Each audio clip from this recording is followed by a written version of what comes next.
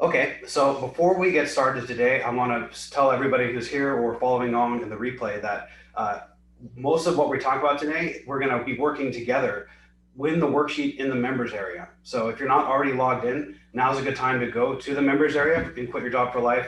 Go to week 5, I believe. Yes, week 5, and follow along as we do this, so that at the end of the presentation today, at the first hour of the meeting, you'll have most of the work that we need to do done.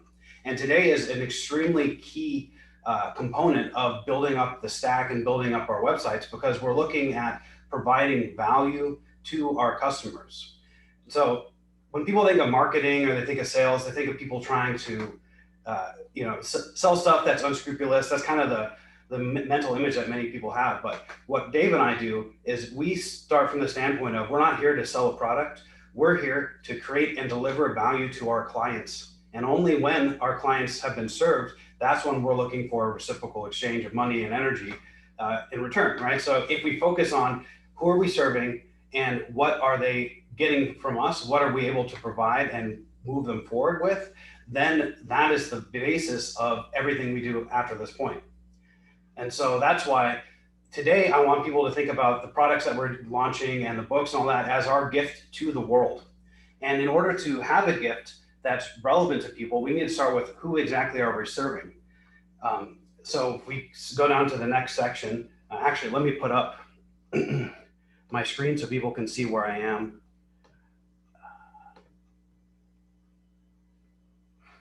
I believe all of you can see my screen now.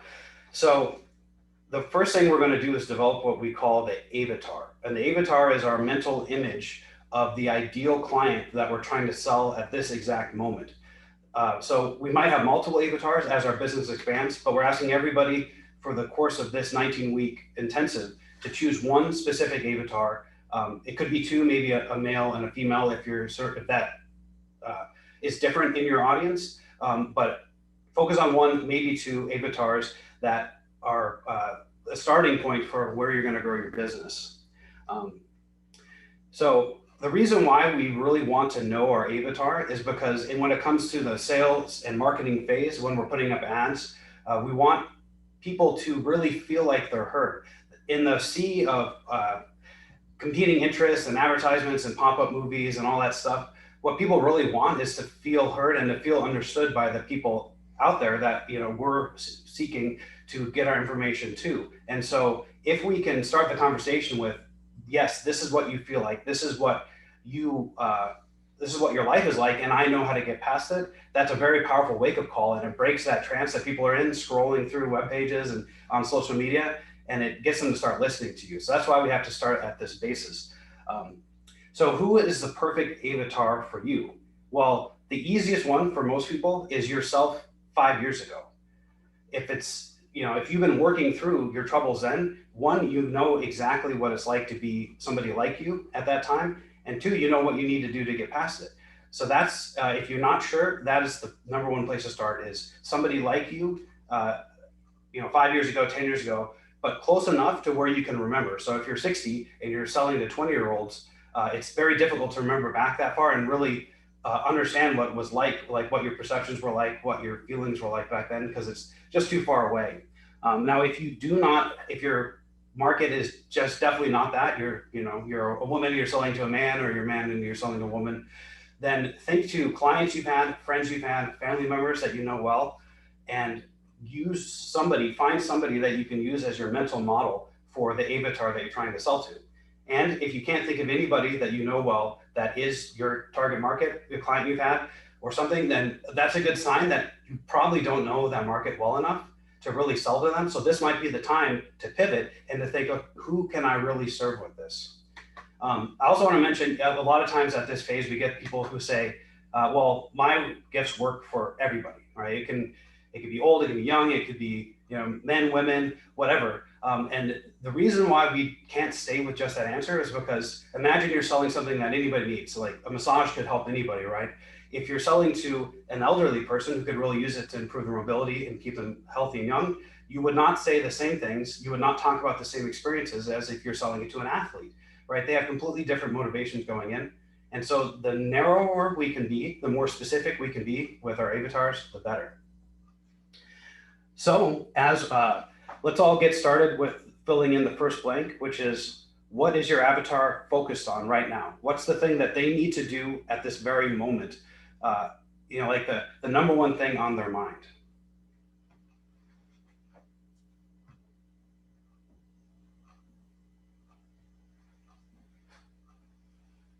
And anybody who's live who wants to jump in has a question as I'm doing each answer portion, feel free to just jump in and ask a question. Oops, pardon me.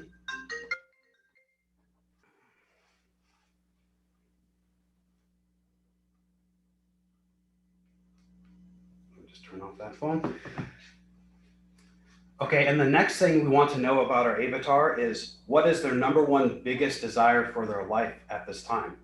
So let's say you're somebody who's wanting to lose weight. What would they be focused on? Usually it's something like they want to look good in a bikini. They want to not be embarrassed in their clothes, right? That's their biggest focus. Now, what's their biggest desire? They want to be a thin person. They want to feel better about themselves, right? So it's generally they're related, but it's two opposite things.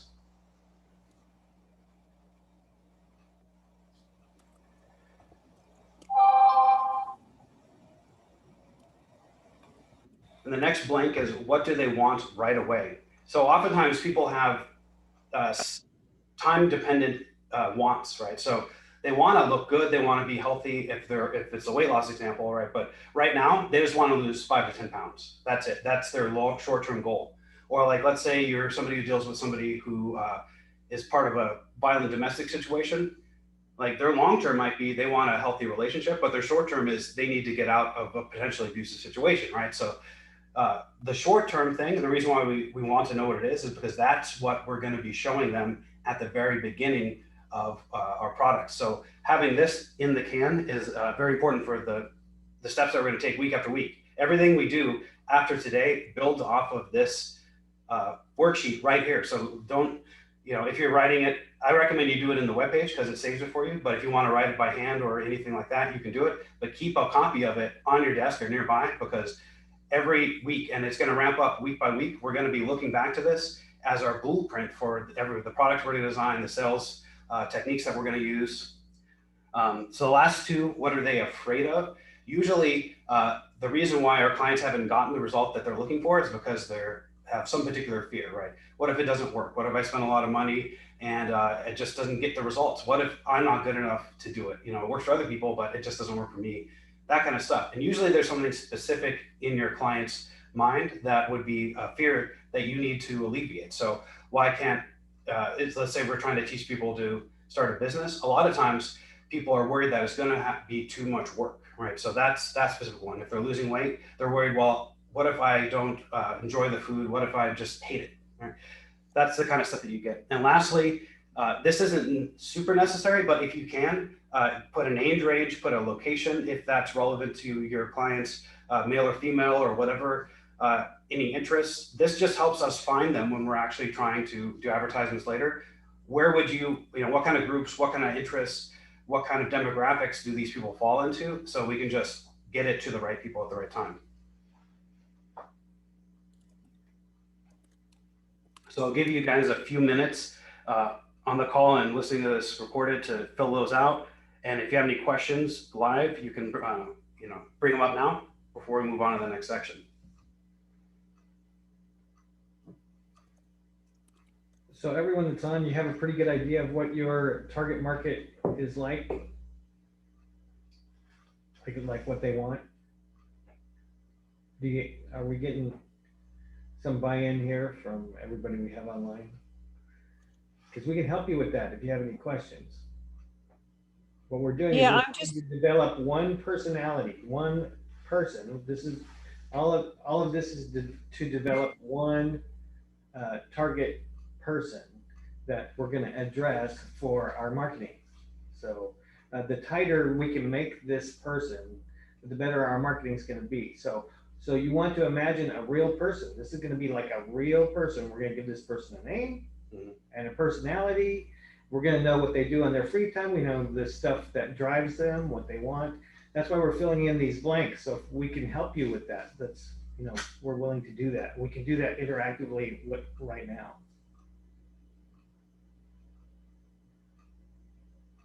Do we have to do 7 milestones? Yeah, we'll get to that. We're not there yet. Yeah. Well, we're just talking about this for this first part. So it sounds like everybody's doing pretty good then, right? Oh, I've got as far as the milestones. Oh. Yeah. We're done. Okay. All right. She's got a really good idea. So. Yeah, that's fine. We're just trying to get everybody caught up before we go on to that. Okay. So we're good. Okay, so the next section is the ideal that you have for your avatar. So at this point, we're dreaming big, right? The world's our oyster. This isn't necessarily confined to what we can do in a single hour session or a single course. This is just where you want to see your ideal avatar in the future and to, you know, a place that you can help them get to. So the vision, when we describe it, we want it to be as vivid as possible. And so in the next section, I ask again, what will it be like for your client to get there? Like, what will people say to them? What will they look like? You know, what does it smell like to be there? What are their feelings at that moment? As detailed as we can be, the better, because we're going to use this as part of putting our push-hooks out there, right? One of the best ways to sell, and we'll get into this a lot more when we get to the social media aspect, is to actually not talk about people's problems, but talk about or put out a vision of their future selves that they want to buy into.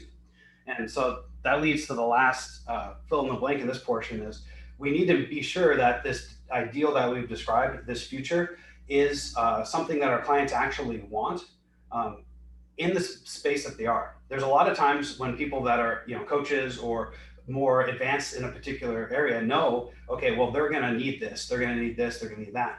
But we can't use that stuff as our vision unless our clients already know, without any additional training, without any additional education, that they do want that stuff.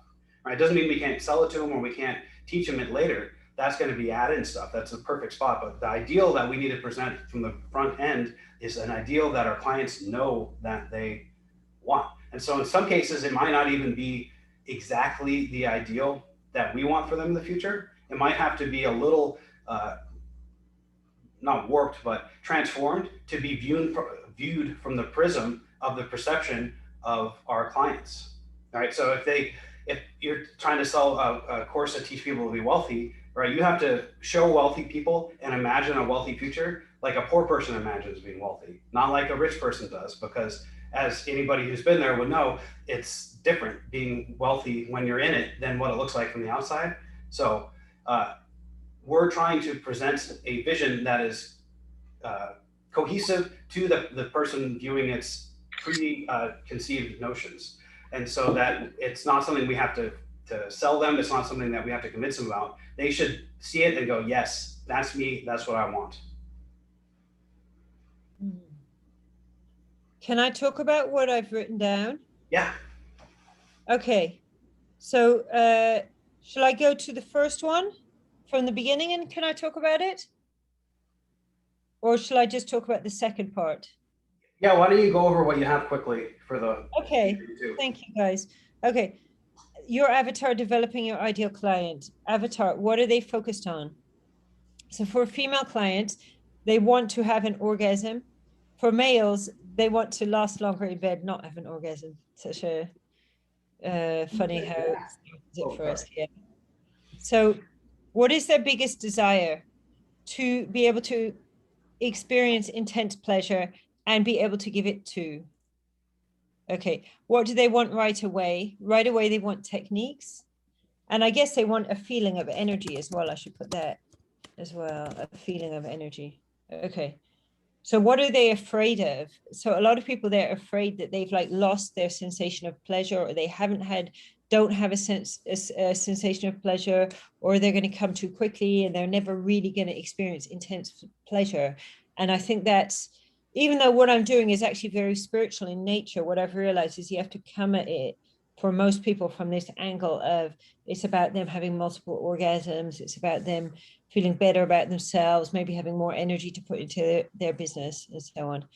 So the avatar, the age, location, etc. I put it in their 30s in London, interested in self-development.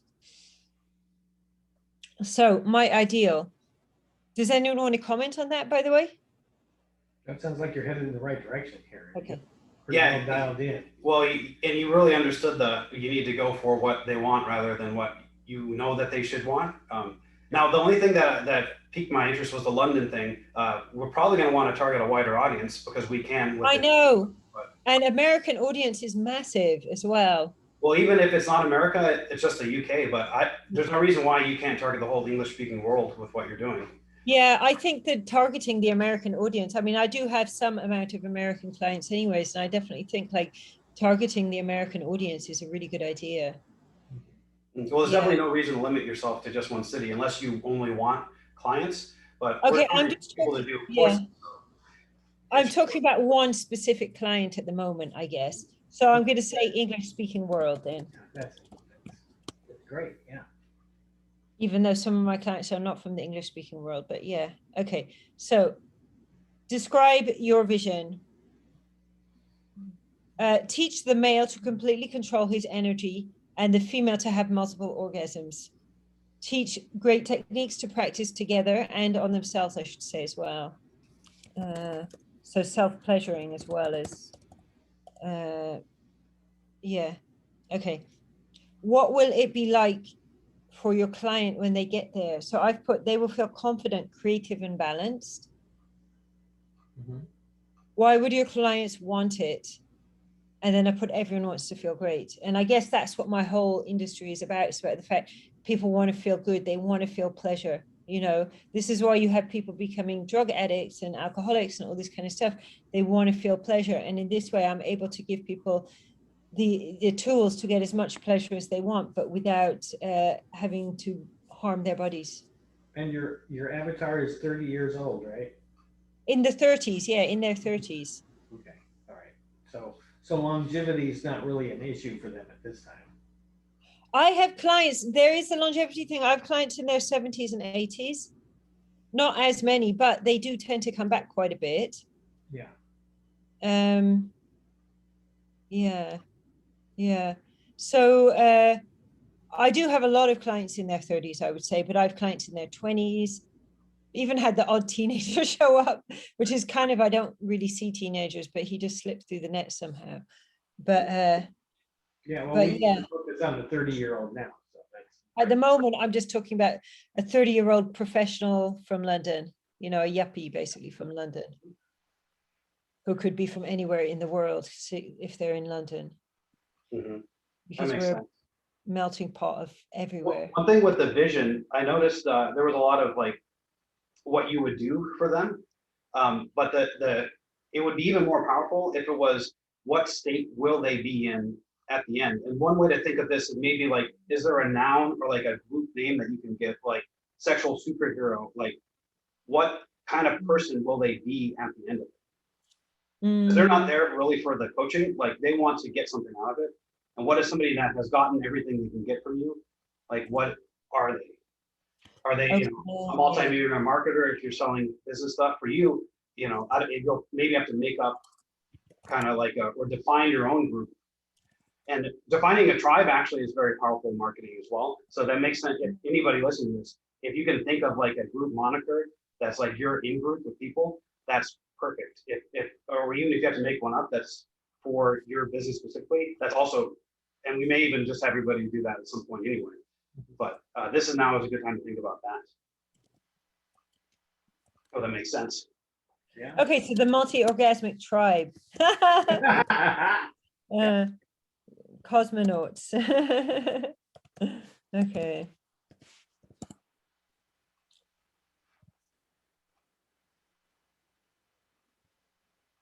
Okay, that makes sense. Yeah.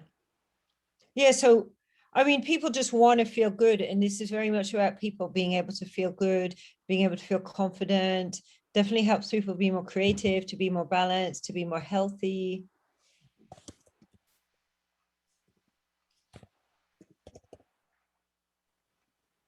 Yeah, I think that, unless Dave has any comments, I think that's all exactly what we were looking for, basically. Yeah. Anybody else want to run theirs through before we go on to the next? Okay, moving right along. Okay, so now we're going to start delving into what we can actually do for people. And this I'm calling the path or the journey. And so we're going to think about specific actionable or definable milestones in your client's journey as they're going from where they find themselves now, what you talked about in your first avatar section, what they want, what their careers are, and how they move to your ideal vision of them in the future. And so in the text, I gave an example. Imagine you're doing a relationship coaching or something along those lines. What would the milestone be towards moving somebody towards a lifelong healthy relationship? Well, it might be finding a suitable partner and getting engaged, having a wedding, or getting married, setting up a healthy home life, first pregnancy, getting children through high school and out of the home, like being empty nest for the first time, and then old age and retirement. So these are all like key steps in somebody's life that they might have to go through. Now, this specific example is kind of like life stages and as you get older. But for somebody who is training with you, it might be more like certain ability levels, or let's say, in the course that we're doing, some of these stages might be, okay, they put up their first website, they start getting their first, 1,000 page views on a website when it starts changing what you do from SEO to more sales. It might be writing your first book. It might be putting up your first funnel, your first sale. All those things are inflection points where somebody's path in the journey changes. And it's also something that people can really easily identify themselves in. I've done this or I haven't done this. So with everybody, in keeping in mind the goal that you wrote before, try to write down between 5 to 7 milestones. They may not be sequential, but key points in somebody's journey that we can use, and we're going to further break down these points to figure out exactly what we're going to be delivering to people in this specific challenge.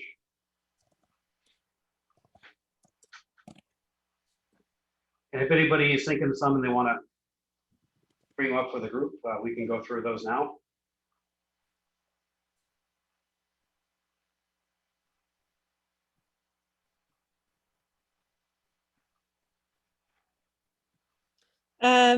Well, I don't want to take up all the attention, but I think I've got them as well. Yeah, you can bring them up. It seems like we got plenty of time for you today. And other people will be able to benefit from your input as they work through their process. So that's good. Yeah. Okay. Appreciate it. Mm-hmm.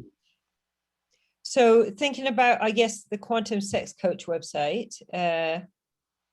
So the milestone 1 is that they start to get a feeling of their energy and start lightening up their energy, opening up their energy. So they start feeling like their body is lighter. And instead of saying they feel like their body is really dense and unpleasurable, they're actually feeling some movement of energy and something happening. The first step. Yeah. The second step, the second milestone, so I put feeling self-love, also falling in love with oneself, I guess, is another phrase I use, so this is a really important part of the sexual self-development to, have a lot of self-love. For example, when you practice self-pleasuring, to do that with self-love and to start really getting a feeling of that. Okay. Then I put for milestone 3, starting to get a more balanced relationship with their emotions. So I'm also teaching people, for example, to just, that they can accept emotions and just be cool with them, that they don't need to be always running away from negativity. And we talk a little bit about things like anger, guilt, and so on, and just kind of come to a bit of a better relationship with them. Then I've put milestone 4, their body is more flexible and they have a better relationship with their body. So they're more able to move their body, essentially. I guess breathing fits in there too. I'll put breathing, although breathing should really be at the beginning. God, breathing is got to be one of the first things. I'm going to put breathing right at the beginning. But I guess, that they just have like a better sort of more movement going on in the body. The joints are more open, just a lot more kind of wiggleability, perhaps. Yeah. Okay. So milestone 5, and I guess this is still for my guy, that he's feeling like he can last longer in bed, For the woman, it would hopefully be orgasms if she's not having them or more orgasms. And then I put milestone 6, I put multiple orgasms, although, and then milestone 7 is that either their relationship is better or they found a relationship. Yeah. So maybe that's not exactly the right order, but I think that's pretty much the 7 milestones I could hope for. That's pretty close. Mm-hmm. The biggest thing I would say to bring them up a level, if possible, is to, some of them are very vague, like somebody who listening to it wouldn't be 100% clear. Like, yes, I do feel a little, more loving my body. Or, I'm not, I didn't get the exact wording of some of those, but if there was some way to make it to be, anybody hearing it would know in an instant whether they're in that group or not, would be even more better. Tangible. Yeah, more tangible to the common man, perhaps. Yeah, well, like one of them was, being able to reach multi-orgasm for a man. That's, you either did that or you didn't, right? So anybody listening would know for sure. Now, it doesn't mean everything has to be performance-based, but if it's something that, it's tangible, and anybody that's knows nothing about what you teach would be able to, look back and be like, yes, I've done that, or no, I don't know how to do that. Yeah. So it could be names of specific techniques is something that, an example, I don't know if that works for you here, but if they know and can perform a technique to a certain level, that would be something. So we're kind of taking that nebulous concept and putting a label on it, really, just so that people know, yes, I've never studied that technique. So it's, it might exclude some people who already have it naturally, but it's a little more firm, it's something that's easy for people to understand. Got you. Yeah.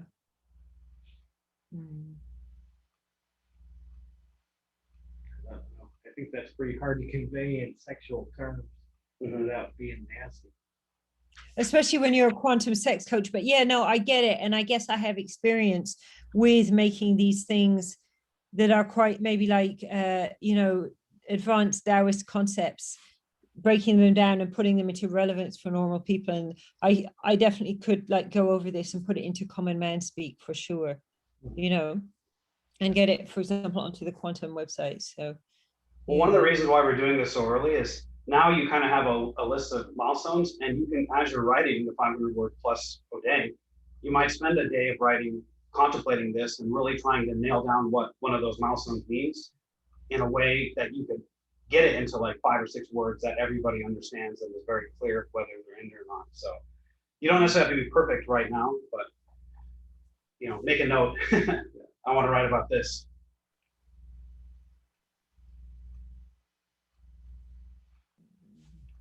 All right, well, unless anybody else wants to chime in, I think we'll move on to the next segment, which is the framework. So the framework is actually what we're going to be teaching over this 19 weeks. The goal of this 19-week program is to develop and sell and have clients for our framework specifically. And so the framework is kind of like our milestone. It's going to be multiple steps. And these are more specific steps that you need to take to actually create what you're doing. So for us in this course, step 1, write 500 words a day, right? Step 2, put your websites up. Step 3, everything that we told you. So the idea here is we're going to first choose one of the milestones above. So over the course of our businesses, we may end up teaching all the milestones, but for this specific challenge, we're going to choose the milestone above that is the most attractive to your avatar.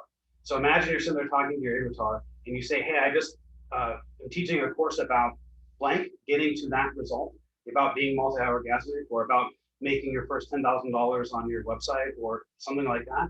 And they should go, yes, I need that. That sounds awesome.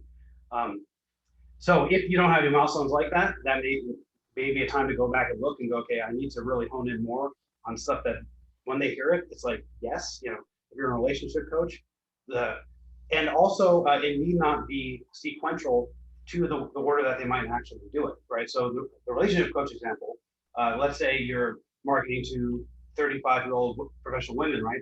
Their thing that they like might be, I want to get married. Now they may not be ready in the actual progression of the milestones to do that. But if it's the thing that really kicks them off and that they get really excited about, that's what we're going to be marketing to them first. So the first blank is just pick which milestone of the above is the most attractive. And that's the one we're going to go with. The rest of them we're not going to look at again after this. And then think again logically, step by step, how would you take them from the spot that they are to achieving that milestone? So step 1, step 2, step 3. The goal here is to get, again, between 5 and 7 steps. So if you can only think of 3, that would be the time to split up one of the bigger steps into 2 smaller steps.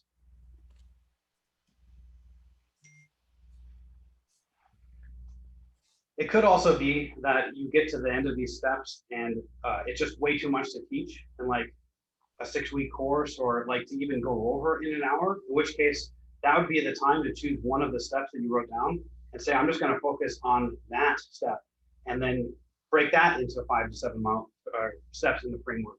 And you're just teaching a portion of that larger course, getting them towards that milestone.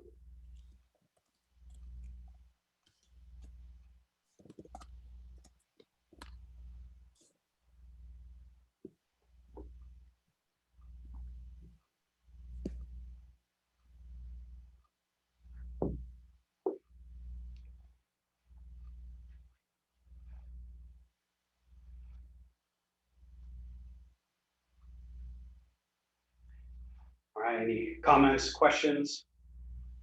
Yeah, sorry. So basically, we're taking one of these points that we've made here, and we're expanding it out.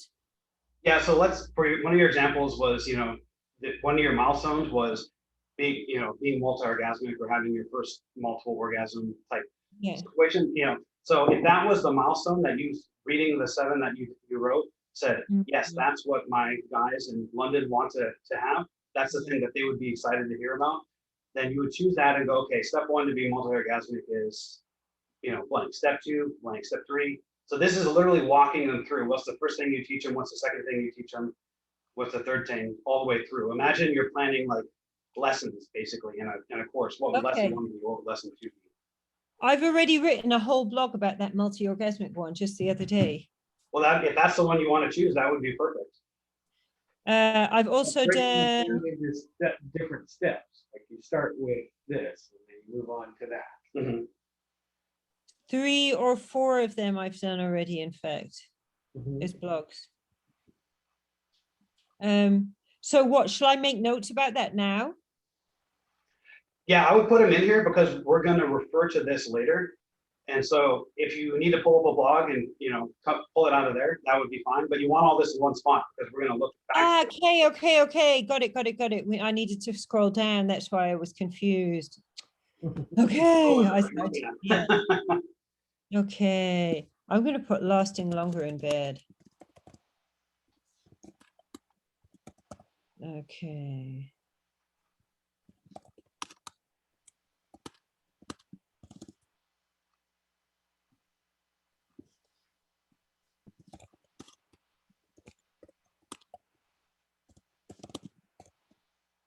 Give people like 2 or 3 minutes to fill in what they can, and then we'll, in the last 10 minutes here, we'll do the last section.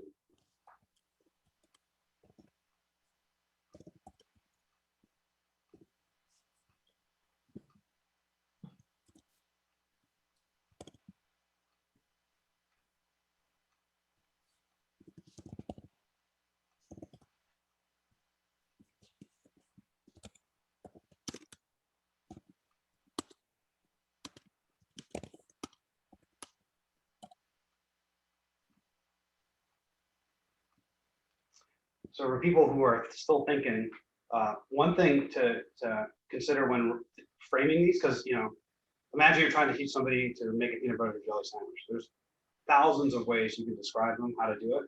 And, you know, that's something very simple. So we have a lot of flexibility with how we choose to break up these steps. And as you're thinking about how you would do it, consider what steps, what in the framework would be, would work standalone, right? As its own thing, separated from the rest.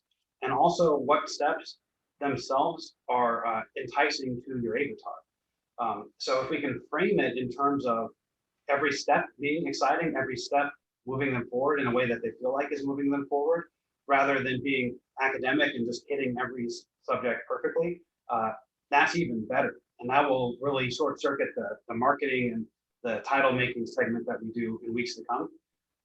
But so every time from here on out, when we're doing marketing material, everything you write should be thinking about how exciting, how enticing, how relevant is this to the point of view of my avatar. And even when you're writing blogs after this, imagine you're speaking directly to your avatar, person to person, and what would you tell them? How would you explain it to them? Because that's who we're trying to get in.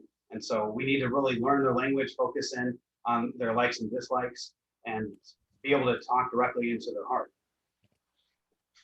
Yeah. I think it's amazing that you can tell people that they can last longer in bed and they don't have to imagine a garbage can full of dead babies outside of the abortion clinic. Yeah. When I was a kid, people used to say, think of Margaret Thatcher. Think of Margaret. Oh, that's very effective. Yeah. Think of Hillary Clinton. That's even worse. Far more disturbing.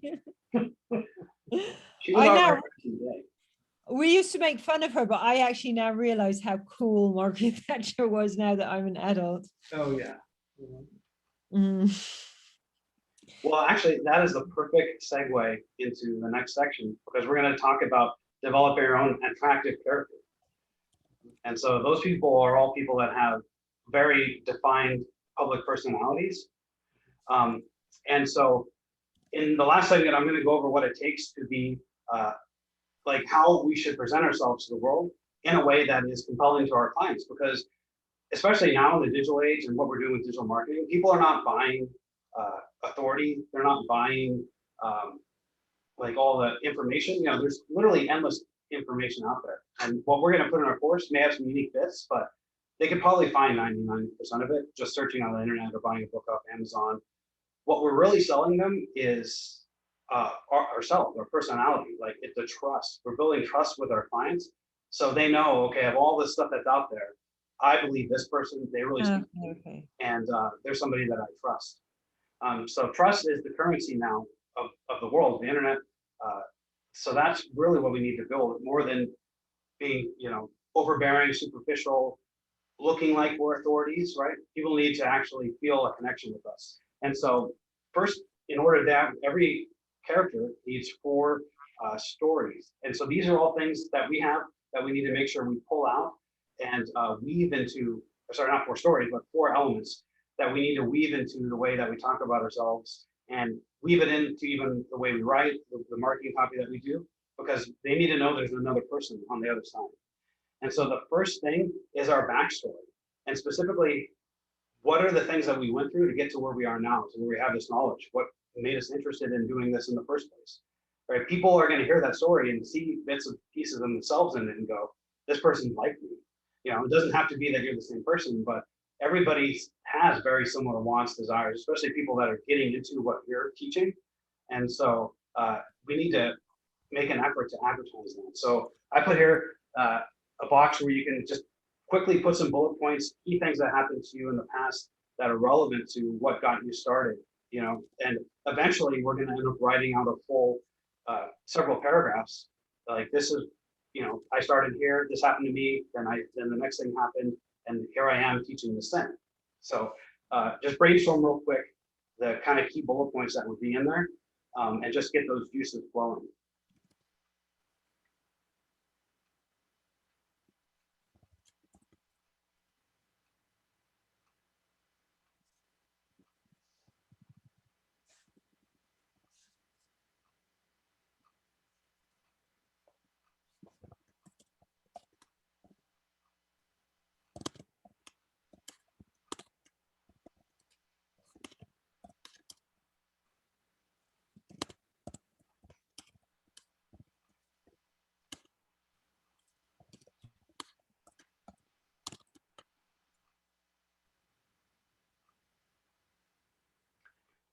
Okay, and the next element that everybody needs is parables or stories, little things that happen to us that have a moral, or it shows why you, what you had to go through to learn this stuff.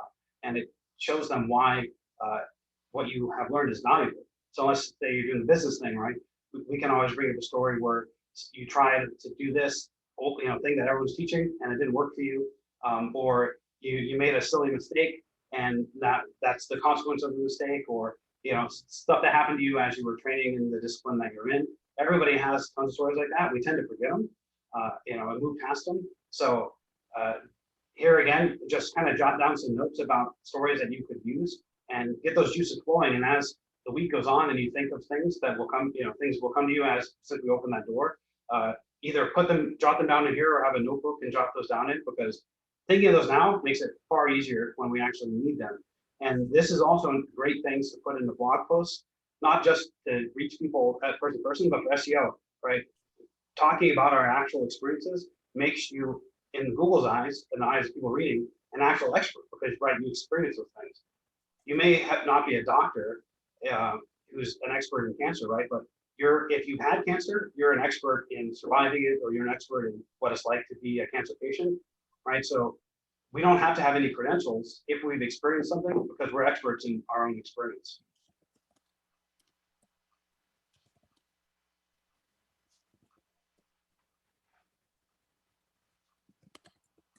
So this is talking about like my story. Yeah, it could be clients if you have stuff you can talk about with them, because that's experience, things that but stories of like facts that or information that you teach, why it works. Okay. Shall I read them out loud? Let's go through the rest of this, and then we can go back and do people specific one. I just want to make sure people can get out of here by 1. Okay. Keep those up. We do want to go through them after. So the next one is character flaws, and this maybe is kind of similar to the parable, but there may have been times when you just made a mistake, right? And it didn't really teach anything. It just taught you that you're human. I know a lot of people, and I had this when I first started doing online stuff. You kind of want to hide those. You kind of want to seem like you know everything and seem like you're the expert.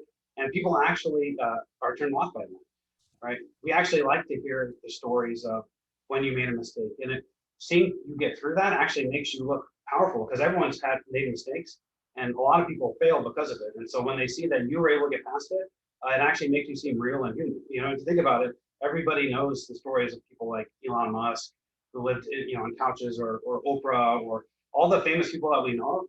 For the most part, they all have kind of interesting backstories that involve their own failures. How many famous millionaires started a business that failed? Almost all of them. So by putting that in there, it brings us down and humanizes and makes people really interested to hear what we have to say. And the last of the 4 elements is, and so we're still just jotting down notes on this stuff, but depolarizing. When people get into this, they think that people either like them or dislike them, but that's not the polarity. Actually, people either don't care about you at all, or like or dislike, right? So there's going to be a certain level to where the things we say have to set us apart from everybody else, and we need to actually just hold our ground. Doesn't mean you have to insult anybody. Doesn't mean you have to, be intentionally, insulting. I guess I said insulting again, but you don't have to try to provoke a reaction. But what you should do is, when you have a point that you believe that you stand by that's different than everybody else in the field, or is maybe even different than normal common sense, you should highlight that stuff, because we want the people that resonate with that are interested in that, to stick with you and go, yes, that's my person. And we want the people that aren't not to, right? And the worst thing you could possibly do in this era is to be so bland and so amenable to every single person that nobody remembers you. So as interesting, as spicy as you can be while being true to yourself, we want to keep that stuff in there. So at this point, jot down any thing that you did differently, anything where you're not on the side of the majority, and we want to make sure to highlight that stuff in what we produce. So with those 4 elements in place that we've kind of defined out with bullets, what makes us unique as a person, what is our unique value proposition.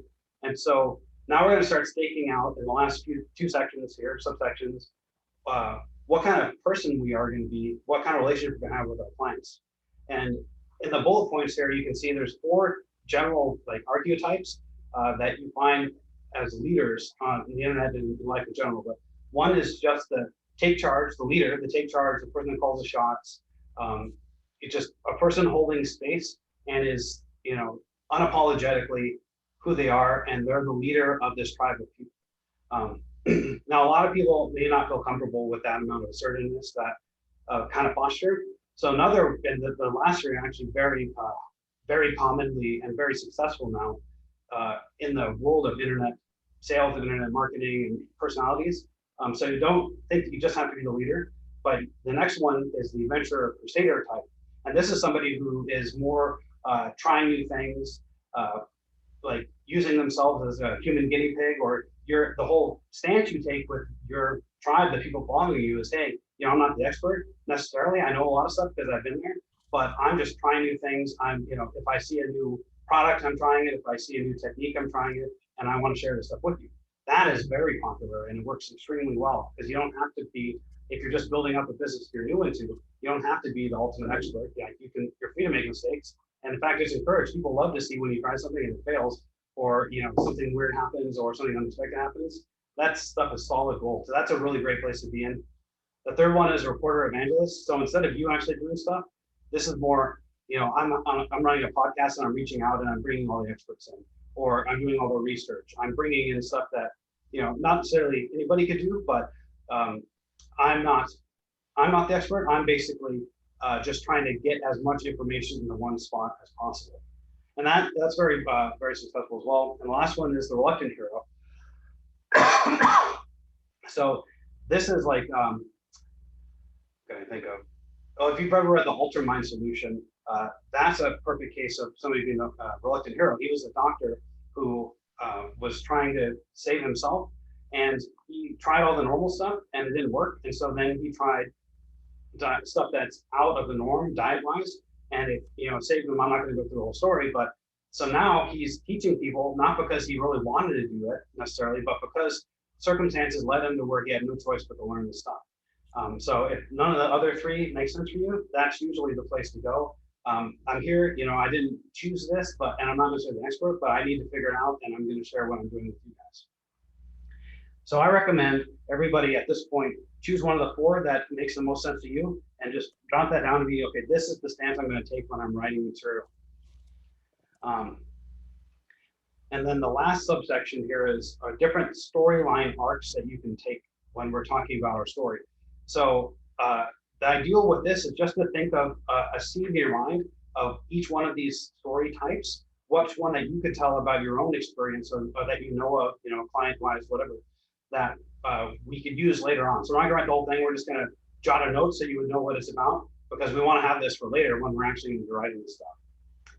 So the first story archetype is a loss and redemption. So classic example, Dave Ramsey, he was broke at the age of 28, right? And then he became a financial advisor, and now is a multimillionaire. So, and he teaches people to do the same thing. So, you failed, then you recovered. Perfect story.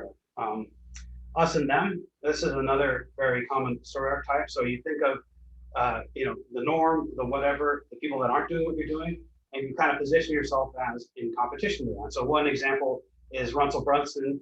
He, when he does any of his social media stuff, very successful marketing person, he always starts out by saying that, how can we start our business without taking money from venture capitalists, without cheating, right? So now he's setting himself up. We're the people who start businesses without selling out to the big guys. So if you can posture what you're doing as in opposition to some norm, some mainstream thing, that feels really good to people as well. Before and after, so, Subway Jared, he was big, he lost weight. If there's any kind of before and after you can do, specifically with where your avatar starts, and then you can show, this is what I was like then, and now this is what I'm like now, or this is what my client was like then, this is what my client was like now. Those, especially things that can be in pictures, would be perfect. Even pictures that show, like, if the relationship status changed, so they kind of look like a loser, and now they've got, like, a family and all that stuff. That's good stuff to have there as well. amazing discovery. So I was trying this, it didn't work, and all of a sudden I thought of blank, or I read this in a book, or somebody told me this, and then suddenly my life changed. Right? Doesn't mean your life had to change that day, but if you can formulate your real life experience into something like that, to where I didn't know this thing, then I figured something out, and now things are different. That is awesome. Very exciting story to tell. Secrets. So if you have any little tips or tricks that are great little tidbits that really get results fast, jot as many of those down there as you can, because those are great things to have in the bucket for when we're selling stuff later. And then lastly, third-person testimonial. So anybody that can talk about how good you are, what you do, or what you've done for them. We will think of a list here of anybody you could potentially ask, but we'll be asking later for third-party testimonials about the work that you've done. Okay, and so that is this week worksheet. We kind of had to go quickly. There's a lot there, but this is very important that you fill out as much as you can, because, like I said, we are going to be using this extensively for the rest of the course. So for this week, the homework, we ask everybody to think about your avatar, your image, and especially the attractive character that we talked about, and try to devise a headshot or get a headshot that makes sense with that. So, as you know, it's a little difficult as a visual language, but as much as possible, show them through your clothes, the position that you're in, that you've achieved that vision for them that you have yourself. But at the very least, that's a bit of a nebulous thing to do, but try to make sure it's high quality, high resolution, so in focus, full resolution photograph that's well lit and looks professional. You don't necessarily have to dress up, but professional in your field. So, because we're going to be putting this all over the place next week. So good to have something there. You may have something already. You may need to take something. You may need to ask a friend to go somewhere with their new phone and take a nice picture that way. But the best you can. If you want to get a professional photographer to do it, even better. But we're not necessarily asking that. Just get as high quality photos as you can. Also, if you don't have a logo and you want one, it's not super necessary, but now would be the time to get one for next week. So I put some resources here. You can do one on Canva for free. Fiverr, you can get them as little as $5. They're not super awesome, but they look all right. You can go up in price if you want a better one. And then I put 99 Designs as a pretty cool site where you can go, you actually tell them what you want, and then professional designers will compete, and you'll see tens or hundreds of designs, and then you choose the one you like and you pay them for it. So that's a little more expensive. It's in the couple $100 range, which is still pretty cheap for a professional logo design. But it's if you want to really commit to something, and this should be a logo for your product website / overall product, I believe, right? That's it. And then lastly, we're continuing with the 500 words. So we're up to 1,400 words if you've been following the course, and we're getting to significant milestones as far as the numbers and the words. And this of course is going to be the book, so everyone keep up with that. And yeah, so we'll move right into the mastermind segment. So anybody that wants to bring up stuff that we didn't get to talk about or wants to ask any kind of question, now would be the time. Doesn't have to be on topic. It can be from last week, whatever. Yeah, anything you want to talk about. I guess I felt a bit like I wanted to maybe just talk, because I do realize I do have what is essentially a slogan, which is journey within, understanding the science of energy. And then the second one, journey within to discover yourself. And what is the title that we're subtitling? Oh, okay. So understanding the science of energy. So what's the title of the website? Well, good question. That's the one I've got on the pre-existing website that's not part of this project.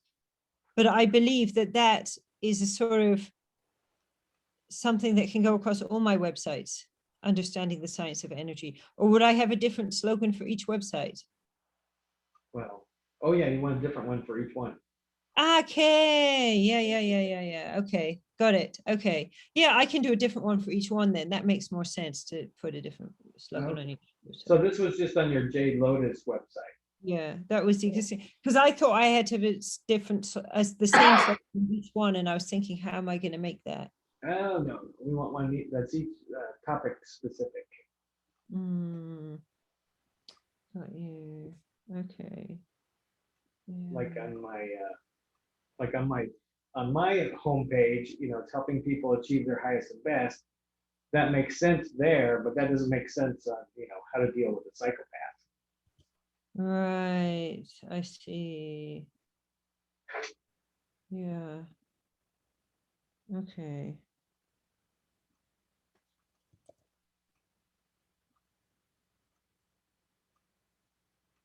Hmm. Yeah. So you have a little more work ahead of you, as well as everyone else does. If you're thinking that, you were going to have one catchphrase that covers everything, that's not the goal here. So we want one for your, ideally, we want one for your product. That's most important because that's what we're working on right now. But you would have one for your personal website, one for your what you do website, and one for your product website. Hmm. I see. Yeah. Okay. And they even make a place for that on WordPress. It goes right underneath your title. It's a subtitle. You just stick it right in there. Yeah.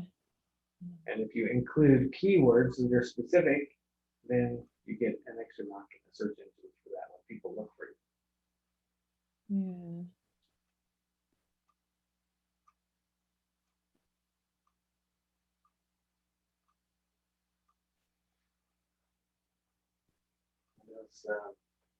I don't know if this would be helpful or distracting, but we'll put one of these up on the page to do as well as the kind of like a worksheet for finding some of the things to fill in the blank, so you can get to know your avatar better. Yeah, I got it. I haven't put it up on the members area yet, but I will right after we're done with this.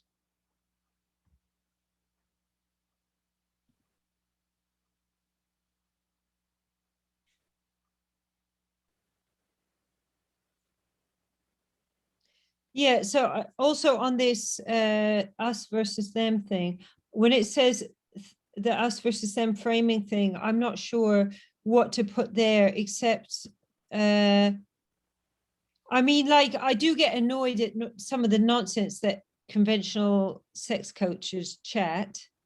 Yeah. Telling people, oh, get a bigger dildo, or, use some more lube or something. Shall I put that, or? Oh, I think that's a really good, for your target market, I think that is it's almost imperative. It's what separates you from everyone else. So definitely you would do that. Okay. I mean, because all these American people you're talking about, I have no idea who any of them are, but anyways, I don't have a TV either, so. Dealing with a psychopath, if you're a coach and you don't have experience with that, and someone comes to you and says, I'm dealing with a psychopath, then they think that that's not a real thing. Common for people to think it's not a real thing, and so they think that you just need medication. Hello, Makita. They're just having too much anxiety. They kind of sweep it under the carpet. Where's that going to get? Being victimized even more. Yeah. The us versus them could also be people that aren't like in your group. So like normal, normies type thing. You'd have to think of something to use to identify them, but like people that don't know how to have good sex, basically, that could also be a less aggressive kind of outgroup that you could talk about. Yeah, okay. And a couple more of my weird, quirky things that some people may or may not consider is I do tell women, go out and say what you want in bed, discover your own bodies, don't be afraid to tell a guy, no, I don't feel like giving you a blowjob or doing doggy style right now or whatever. And look, if he doesn't agree with you and he doesn't respect that, that's actually like something wrong with him, basically, and I tell guys, like, slow down, go much more gentle, start breathing, do sex as a meditation. So most people, I guess, are kind of saying, ooh, sex is a dirty thing or something, whereas I'm saying it's really spiritual and meditate with it. Yeah. Would that be shocking to your target market, do you think? Like your avatar? Like the things you just said, would they feel like that's unusual? like the London 30-year-old. No, but no, I think that it would make sense to them. But I think that by the time people come to me, for the vast majority of them, they've had some problem that they cannot find any solution for, and it's been going on, and they basically just are like they can't live with it anymore, and they're willing to almost try anything, you know. So the shocking stuff should be shocking to your avatar specifically. So those may not be shocking enough, actually. Okay. But they're not necessarily bad, because they would eliminate people that are not in your market, which is totally fine. But yeah, if you can even push a little deeper and something that they wouldn't totally agree with from the outset necessarily. so is this with the us versus them? No, I thought you were talking about the controversial or the shocking statements. I forget what I call that exactly. What did you call it? No. Now I've got lost here because I've squeezed this all up so I can see you guys on one side and I've got it on the other. Loss and redemption? No. The polarizing statements, I thought was what you were talking about there.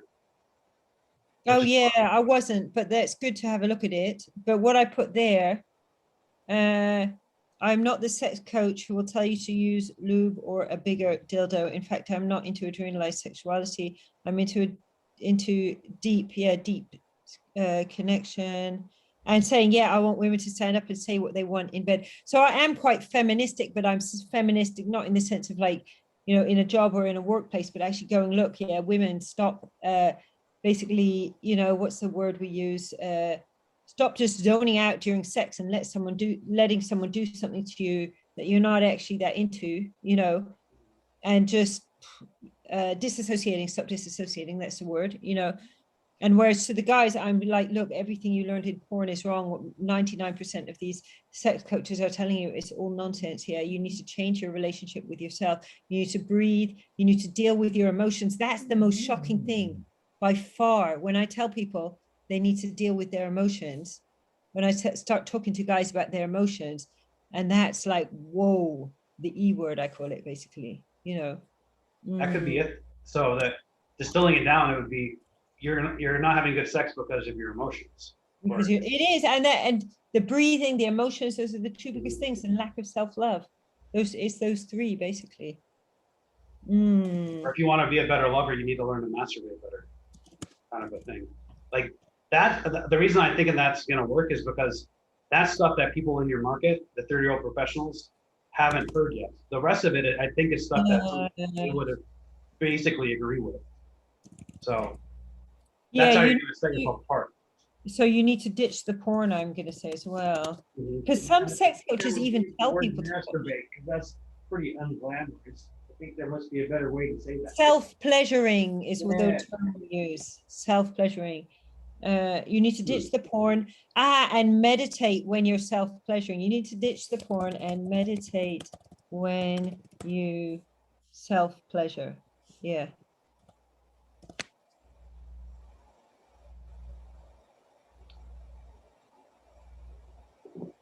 Let's masturbate. Too close to my name. Well, sometimes a shocking word like that is good to break people's. Guys, I gotta grab a drink. I'm here. Oh, in a second, I'm back. How's Rosa doing? I'm doing fine. I don't want to say anything because I don't want to be rolled over the coals. But I agree that people in the United States are really fucked up about talking about sexuality. They really are fucked up. I just wanted to say that. Really, I could not stand myself if I didn't say that. But I don't know what it is about the American people. They are so close-minded when it comes about sex. Because of Christianity. It's really hard to talk to them about. Yeah, and then even in the Bible it says no masturbation. It's a sin. And so I think that's where, because a lot of the Christianity lectures about here, that's all I can remember hearing when I go to church, when I went to church, because I don't go to church anymore. To me, they are so screwed up. I mean, I meet screwed up people here, but I do know, because I used to live over in the USA, like I was saying to David just before you came in my parents' church, and they're in the USA, one couple got dragged up in front of the church, God knows how they found out, and admonished for giving each other oral sex, you know? Oh my God, yeah. Yeah. Yeah. But I mean, And there's so much stuff, and I noticed with women that it's just, and I used to be exactly like this, which is why I can relate to it, but people, they're just not in their body. They're so just like, when they go down, you know, and all these things I'm hearing from clients. Like one woman said to me the other day, she goes, I don't like the way he's touching me, but I'm scared if I talk to him about it, I'm going to hurt his feelings. And it's just like, yep, I remember that. You know, even more than that, I had no language. Yeah, I had no understanding of my own pleasure.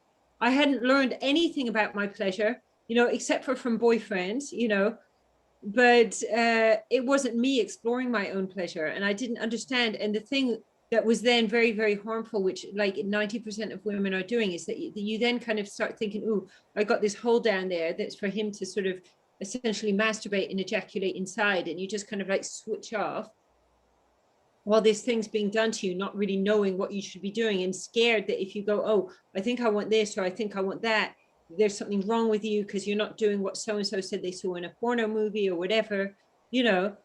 And this whole thing of women disassociating during sex, and then men have their own kind of trauma because they think, oh my God, I'm supposed to know what to do, and I don't have a clue, what am I going to do? Do you know what I mean? And then yeah, and then I guess they're kind of rushing, plus they're watching porn, which is just traumatic in itself, just a lot of the stuff on porn, and they're regularly just kind of, you know, to their penises and everything, and they just cause themselves like so much damage, and psychologically, like, and it really just shuts them off unless they consciously decide to, you know, it shuts them off from feeling love. And then they start talking to women in objectifying ways. I mean, a woman was just telling me a couple of days ago, she just got out of this abusive relationship with this guy, but when she was like, yeah, he would just like watch loads of porn and just masturbate to loads of porn, and then he started sort of abusing her, and you're like, yeah.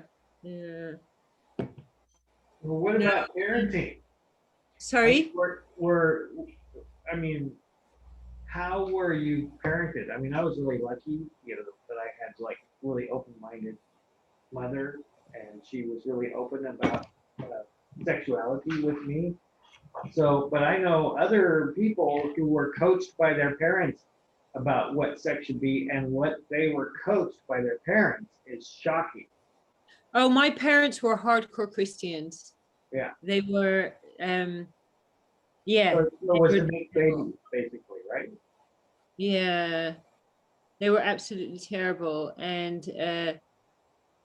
they just taught me to feel guilty about anything, you know. But I also developed my sexuality quite late as well. I think I was only 16 or something before I started kind of figuring out where my clitoris was and so on.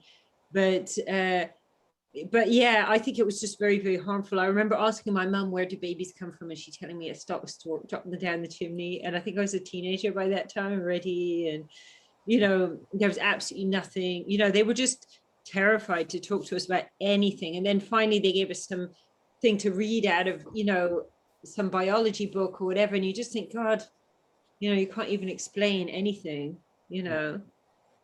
No, it was terrible, and that in itself traumatized me, and I think it set me up for a good 5 to 10 years of just really, really bad sex, not understanding my body, you know. And when I look back on that now, on the way that then I thought was normal to have sex, I'm virtually like, oh my God, it just was abuse, you know. Yes, it's like in my culture, if you're not a virgin when you're married, you're worthless. You're just trash. Things are changing a little bit now, but not when I was growing up. Is that in America? No, this was in Mexico. This is the Mexican culture. Okay. And when it comes to sex and the porno stuff, people are open about that, like on TV or seeing movies. That's open, but if you're not, but we don't really want our girls to be enjoying sex, I guess. I don't know. But I was told that even kissing, my mom would not talk about sex, but she really put it in our minds that if you're not a virgin, then you're a worthless person. And a lot of the cultures that way. So yeah, they really screw up with a lot of the women. The young ones, anyway. I can't hear. What did you say? Young ones? The young women. Yeah, the younger women. Yeah. Once you become an adult and you know better, it takes a long time, however. But yeah. I think you're still muted, David. We're sharing the same mic. We have a room mic. We're sharing the same mic. Oh, okay. I thought maybe that's why I didn't understand what you were saying. Anyway.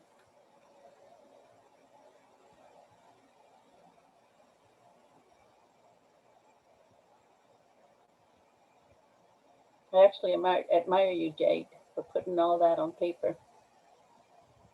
Thank you. Yeah, I think that probably my parents being like so hardcore the other way, and it making me realize like how harmful all this sexual repression stuff is, you know, because it also leaves people very open to like sexual abuse as well when you're not sort of teaching them about their bodies. And plus when you have all these sexually repressed adults, you know, those are the ones that are more likely to abuse children. And, you know, yeah, also just the problem with like, you know, grown men, date rape, you know.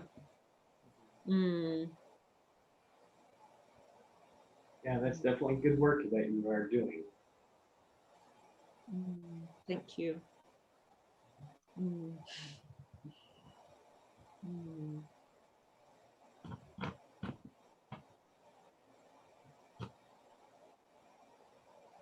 So what about Jade Lotus and Mr. Lotus?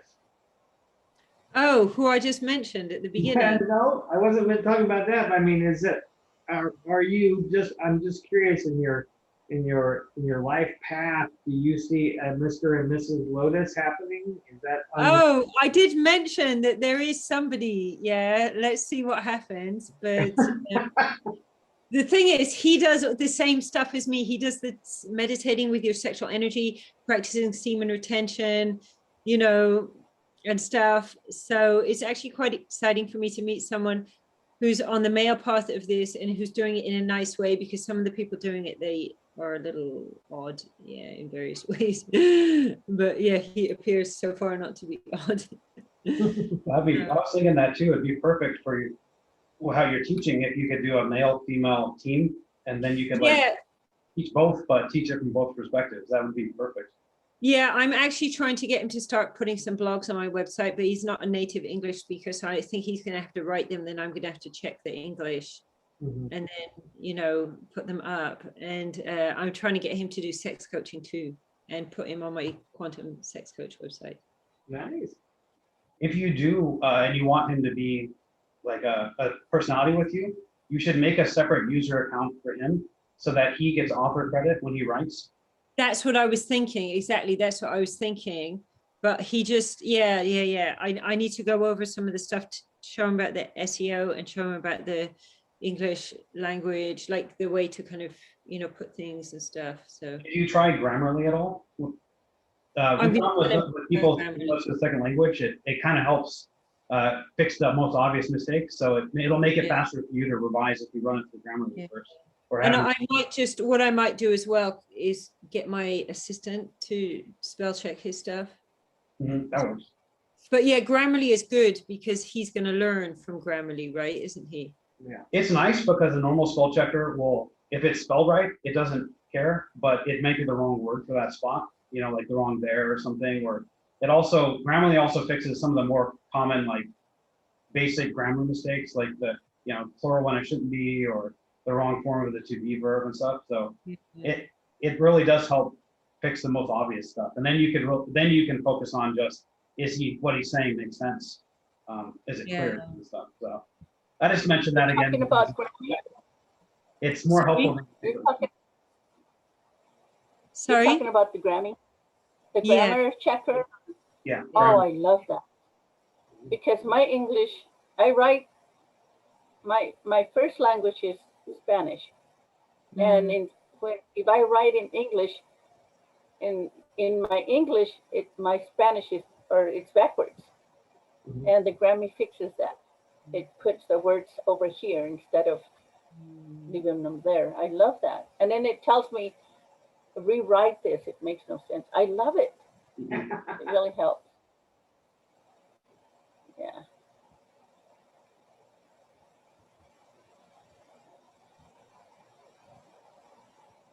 Do you have that, Jade?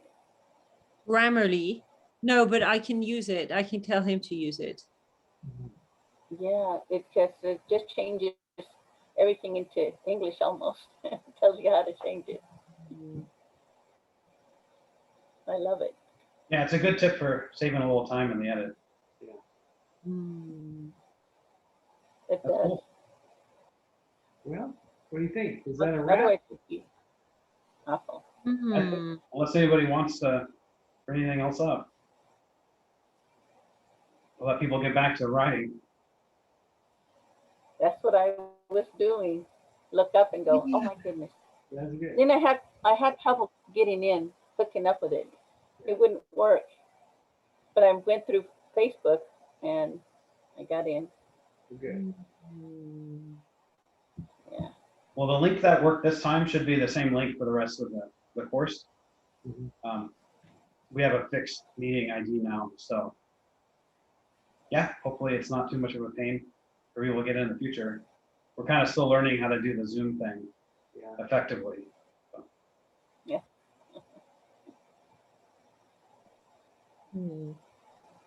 Okay, that's a wrap. Thank you so much, guys. Let's see, Daniel, Bye, Jay. one more question before we go. So people are filling out those forms. What does that look like when they log out and they log back in? Will the form still be filled in? Yeah, make sure you hit save on the bottom, but then anything you save there will still be in that page when you come back. So it's there permanently for you. And Dave and I can see anything you put in there. So if you want to talk with us one-on-one or in these, we can review it with you and both see the same thing. So yeah, that's how that system works. Okay, great. All right, sounds good. All right. It'll be really important for next week. So Thank you so much, guys. all right, have a good night. You too. Bye-bye.